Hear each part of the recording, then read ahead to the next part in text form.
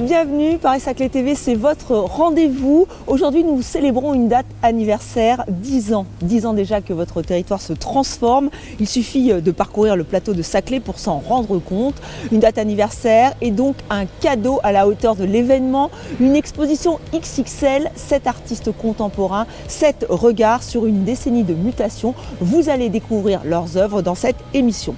On vous emmène ensuite à la découverte de la résidence Rosalind Franklin. Ce complexe étudiant se situe au cœur du quartier de l'école polytechnique. Nous irons aussi à la friche de Thalès. C'est ainsi qu'elle était surnommée. Aujourd'hui, elle se transforme, elle commence à être aménagée. Vous pourrez ainsi profiter d'un grand parc où vous profiterez de la biodiversité du lieu. Tout a été fait pour protéger les espèces. Et enfin, l'art s'installe dans sa version monumentale avec ADN, unité du vivant. Une œuvre signée de Pascal Mazy. Nous avons rencontré l'artiste, il va nous dévoiler cette œuvre qui est assez impressionnante, je dois le dire. Et notre agenda, eh bien vous le savez, c'est à la fin de l'émission.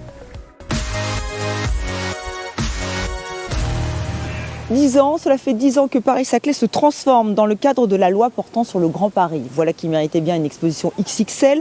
7 artistes contemporains nous livrent leur regard sur Paris-Saclay. Ils ont arpenté le territoire et s'en sont inspirés pour créer des œuvres que vous pouvez d'ores et déjà découvrir en ligne et qui seront ensuite exposées. Nous avons rencontré le commissaire de cette exposition, Paysage Paris-Saclay. Il s'agit de Marc Partouche.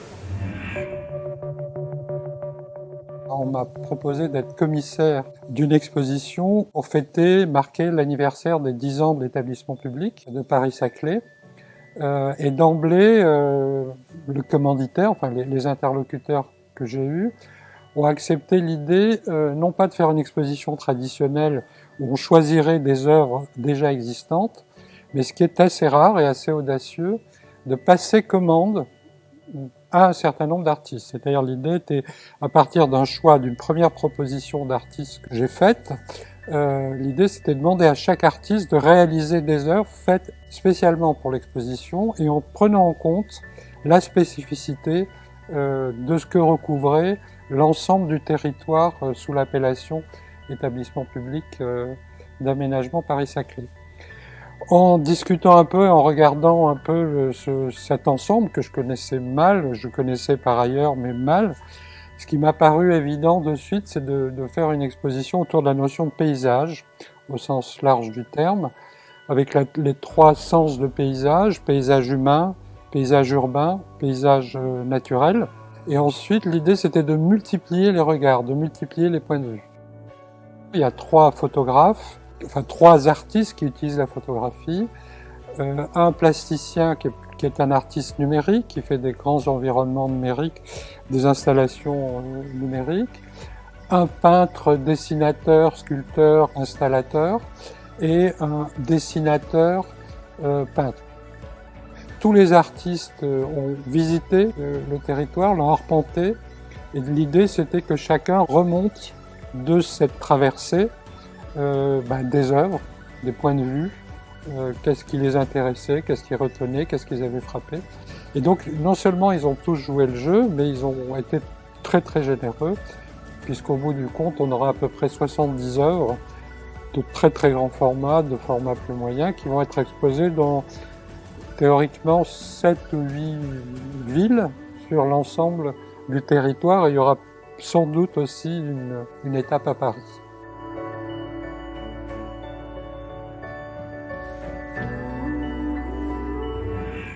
C'est un complexe étudiant qui vient tout juste d'être livré au cœur du quartier de l'école polytechnique. Distingué par l'équerre d'argent, catégorie habitat en novembre dernier, la résidence Rosalind Franklin, que vous découvrez, est signée par le groupement Breuer et Baukunst. Voilà qui vient augmenter l'offre de logement des étudiants sur le campus. L'agence Breuer, donc on a été lauréat associé à l'agence Baukunst du projet de résidence étudiante et parking réversible public à Palaiseau sur le plateau de Saclay.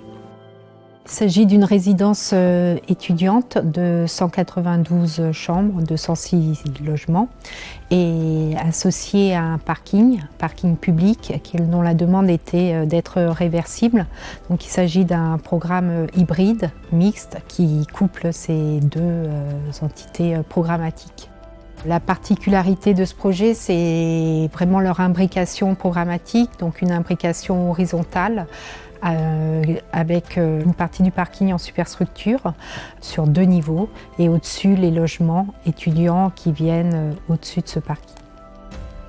L'organisation elle est assez simple avec un grand rez-de-chaussée plutôt très ouvert, très libre, qui laisse passer les vues, qui accueille finalement tous les espaces collectifs à chacun des programmes, donc des salles de travail, des espaces de service pour la résidence, l'accueil de la résidence, également des commerces et également tous les espaces d'accueil pour le parking.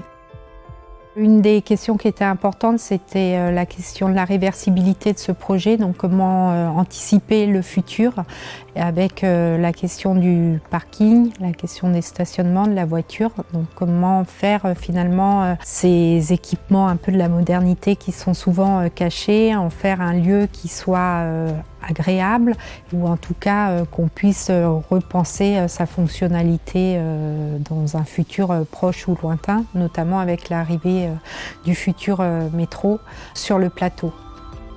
Le prix Équerre d'Argent 2020, je pense qu'il nous a été remis du fait de cette hybridité programmatique. Il est assez riche en fait de faire des bâtiments qui soient hybrides, que des bâtiments peut-être uniquement de logement peuvent être enrichis d'un autre programme et c'est ce que montre cette opération et je pense que l'Équerre nous a récompensés pour ça.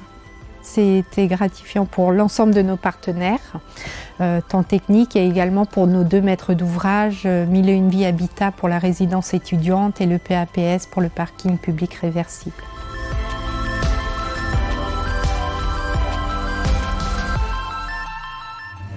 Elle était surnommée la friche de Thalès. Située sur la partie sud du quartier de Corbeville, il a été décidé de reconvertir cette ancienne friche et de l'intégrer au projet urbain.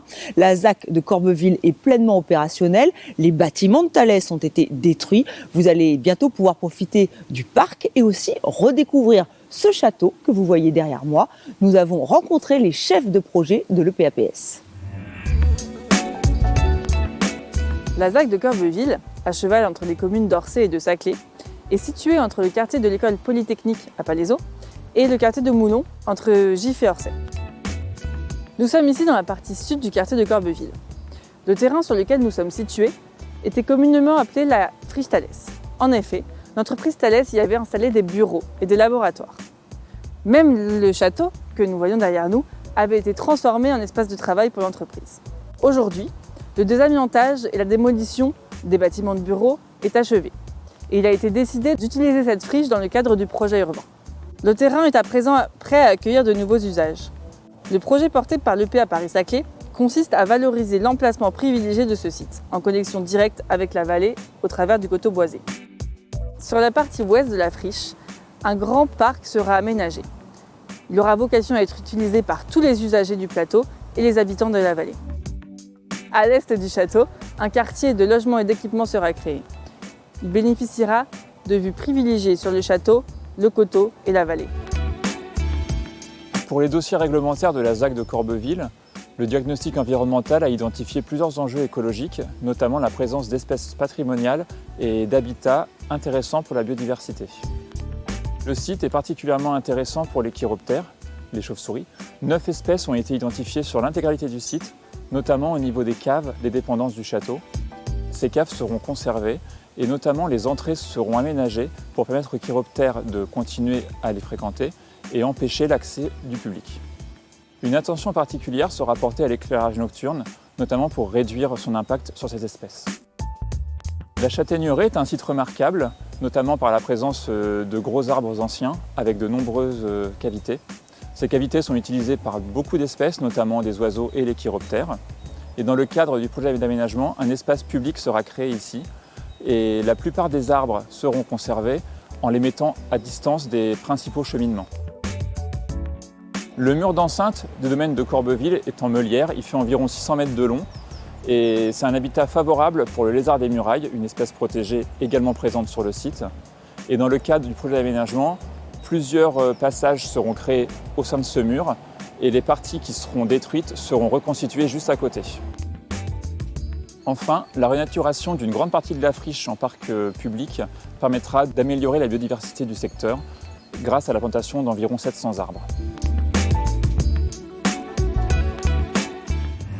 L'art dans la ville, c'est aussi cette toute nouvelle sculpture, l'ADN du vivant, comme un clin d'œil à l'ADN des étudiants de l'École normale supérieure de Paris-Saclay, qui est juste là, à côté. Nous avons rencontré l'artiste Pascal Mazy.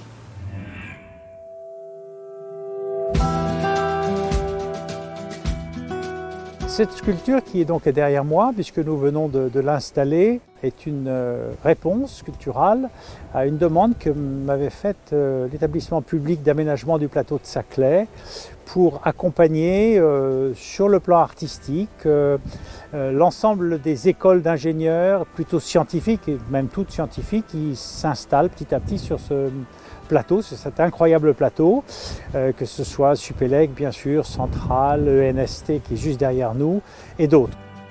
Il m'a été demandé de travailler sur un thème de la science et j'ai donc souhaité travailler sur le thème qui est derrière moi, qui est l'ADN, qui pour moi est la grande molécule phare de la biologie, donc de la science du vivant. Cette molécule semble jaillir du globe terrestre qui est juste en dessous. Et en fait, la métaphore est la suivante, c'est que la composition chimique de la Terre a bien évidemment déterminé la composition chimique de la grande molécule du vivant qu'est l'ADN, que l'on retrouve dans tout le vivant. D'où le thème de la sculpture qui s'appelle ADN, unité du vivant, puisque cet ADN, on va le retrouver dans tout ce qui est vivant. Alors il s'agit d'une sculpture qui est une pièce unique que j'ai faite pour cette installation ici. Elle est faite en bronze, elle a été coulée par une fonderie dans l'est de la France, la fonderie de Royaume, et elle est donc de 4 mètres de haut, en plus de son socle en béton. Un socle en béton que j'ai souhaité voir ressembler à celui de l'ENS qui est juste à côté, pour créer une sorte d'unité visuelle. Dernier petit clin d'œil peut-être à cette sculpture, tout en haut il y a comme une sorte, quand on regarde de côté, il y a une sorte de sphère en vide qui rappelle ou qui évoque la Lune. Pour pouvoir observer la Lune, il faut l'ADN du cerveau des humains qui permet de comprendre ce que sont les astres. Voilà, donc il y a tout un tas de symboles qui viennent se greffer les uns sur les autres ou s'enrichir les uns sur les autres. Voilà ce que j'ai souhaité faire et je suis extrêmement reconnaissant à l'EPA et à la ville de Gif, bien sûr, de m'avoir confié un tel projet.